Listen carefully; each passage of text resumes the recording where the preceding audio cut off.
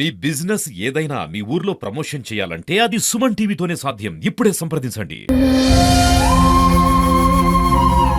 First ఎగిరిపోయిండు ఎడబడ్డాడు. మేము ఇద్దరం పడ్డాక ఆమె తీసుకొని రోడ్డు పక్కన కూర్చుండి పెట్టిన నా కొడుకు కనబడపోతే అటు ఇటు ఊరికి ఎంకలాడంగా డివైడర్ మీద పడినాడు. కొడుకు మృతి చెందిన వార్త 4 రోజులైనా కూడా ఇంకా తల్లికి తెలియలేదు. తల్లి కూడా ప్రాణాపాయ పరిస్థితుల్లో. వాడ రాజకీయాలు బాగున్నాయి, సీసీ కెమెరాలు మొత్తం ఎక్కడ ఉసుక మాఫియా చేయబట్టి సీసీ కెమెరాలు పలుగొట్టారు అని చెప్తారు పోలీసు. ఇప్పటి వరకు కూడా తక్షణం స్టిల్ ఇప్పటి వరకు కూడా వాళ్ళు పట్టించుకునే నాదు లేరు. Welcome to Suman TV. అల్లారు ముద్దుగా పెంచుకున్న ఒక్కగానొక్క కొడుకు గుర్తు తెలియని వాహనం ఢీకొని మృతి చెందడంతో నవాబుపేట గ్రామంలో విషాదం చోటు చేసుకుంది. గూళ్ళ రక్షిత్ అనే బాలుడు తల్లి తండ్రితో కలిసి బంధువుల ఇంటికి వెళ్ళి వస్తుండగా గుర్తు తెలియని వాహనం బెజ్జంకి క్రాస్ వద్ద ఢీకొనడంతో గాలిలో ఎగిరిపడి డివైడర్కు తాకి మృతి చెందడం జరిగింది.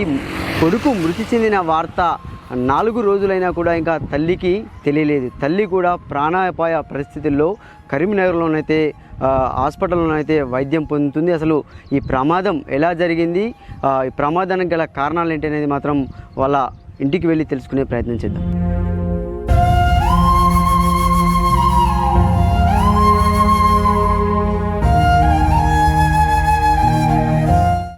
మృతి చెందినటువంటి రక్షిత్ వాళ్ళ ఇంటికైతే మనం రావడం జరిగింది. ఇంకా అంటే మనం ఇంత ముందుగా చెప్పుకున్నట్టు కూడా అంటే ఇంతవరకు కూడా వాళ్ళ తల్లికి ఐసీయూలోనే కరీంనగర్లో ప్రైవేట్ హాస్పిటల్లో అయితే ఐసీయూలోనే చికిత్స జరుగుతుంది. వాళ్ళ నాన్న అయితే ఉన్నాడు ఇంటి దగ్గర. అసలు ఏం జరిగింది ఆ రోజు? మీరు ఇంట్లో నుంచి ఎప్పుడు వెళ్ళారు? ఏ ఊరికి వెళ్ళారు? 12:30కు బెజ్జంకి వెళ్ళాను. మా చుట్టాల మా చిన్నత్తోళ్ళ హస్బెండ్ దుబాయ్ నుంచి వచ్చిందంటే కలవడానికి వెళ్ళాము. తిరిగి మళ్ళీ 4 గంటలకు వస్తుండగా బెజ్జం కామని దాటినాక గుర్తు తెలియని వాహనం వచ్చి ఢీకుంది. అంతలో ఉన్న కొడుకు స్పాట్లో చంపాడు. మా ఆవిడకు తీవ్రంగా దెబ్బలు తాకి. ఇప్పుడు అంటే అసలు మరి ఆ వాహనాన్ని ఇట్లా మీరు చూసిన ఏమైనా కలర్ రూట్లో ఏమైనా చూసి ఏమైనా ఏం అంటే అది కారా లేకుంటే జీబా ఎలాంటిది అని చూసినావు ఆ టైంలో? నా కంటికి కనబడినంత దూరంలో నా బండి ఒక్కటైతే ఎర్రది గుద్దుకొని ఏదో వాహనం గుద్దుకొని పోతుంది. ఇక అంతే తప్పించి ఏది కనబడలేదు. రక్షిత్కి అంటే ఎక్కడెక్కడ దెబ్బలు తాకినా మీరు ఎంత దూరంలో పడ్డారు? రక్షిత్ నాకు కనబడదు. ఫస్ట్ ఎగిరిపోయిండు ఎడబడ్డాడు. మేము ఇద్దరం పడ్డాక ఆమె తీసుకొని రోడ్డు పక్కన కూర్చుండి పెట్టిన నా కొడుకు కనబడపోతే అటు ఇటు ఊరికి ఎంకలాడంగా డివైడర్ మీద పడినాడు.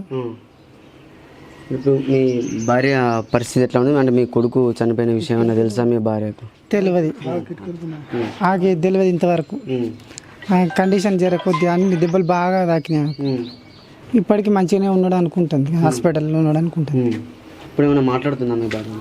కొద్దిగా మాట్లాడితే తలకాయ నొత్తుందని ఒక చిన్న ఏదన్నా ఒకటి మాట్లాడుతుంది అంతే. నవపేట స్థానికులు కూడా ఉన్నారు అంటే ఆయన పోలీసులకు కంప్లైంట్ ఇవ్వడం ఏమంటున్నారు పోలీసులు? మరి మాకు 4:30కు మాకు ఫోన్ చేసారు.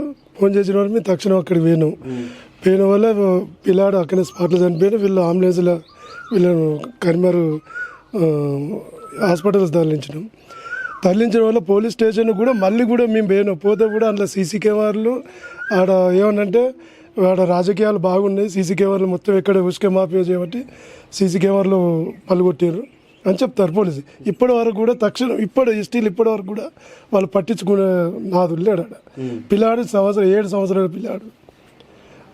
అది అంటే ఆడ సీసీ కెమెరాలు ఉంటే మరి పని చేయట్లేదు. అంటే సీసీ కెమెరాలు ఉన్నాయి కానీ పని చేయట్లేదు.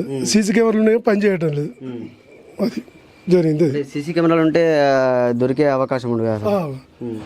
మావాడు ఏమంటాడంటే కర్రెకారు గుద్దింది అని అంటాడు. కర్రెకారు ఇప్పటి వరకు ఈ టోల్గేట్లకు వెళ్ళి ఆ టోల్గేట్లకు పోయే వరకు 56 కార్లు పోయినాయి అంటారు. అందులో డివైడ్ చేస్తే 23 కార్లు కర్రేవినాయి అంటారు. అవి దొరికేంత స్తోమత కూడా లేదా పోలీసు వాళ్ళకు. ఇది అంతా పోలీసు వాళ్ళ నిర్లక్ష్యం. చూడవచ్చు.